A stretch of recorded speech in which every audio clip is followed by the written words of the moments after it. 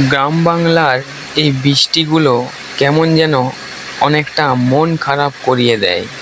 এই রকম একভাবে বৃষ্টি পড়তেই থাকলে কোনো কিছুতেই আর মন বসে না।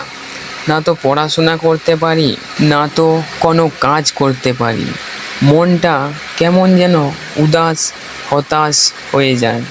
আগের স্মৃতি রোমন্থন করি, জানালা দিকে তাকিয়ে তাকিয়ে বৃষ্টি পড়ার দৃশ্য দেখতে থাকি। ভিজতে ইচ্ছে হয়, কিন্তু ভিজতে মন চায় না। ওই যে শরীর খারাপের ভয়ে বৃষ্টি দেখা ছাড়া যেন আর কোনো কিছুই ভালো লাগে না। একসময় হয়তো বৃষ্টি থেমে যাবে, তখন আবার মনটা অন্যরকম হয়ে যাবে। মনে হবে সেই বৃষ্টি পড়ার দৃশ্যগুলোই ভালো ছিল। খুব সুন্দরভাবে বসে বসে জানালা দিয়ে শুধু বৃষ্টিই দেখে যেতাম।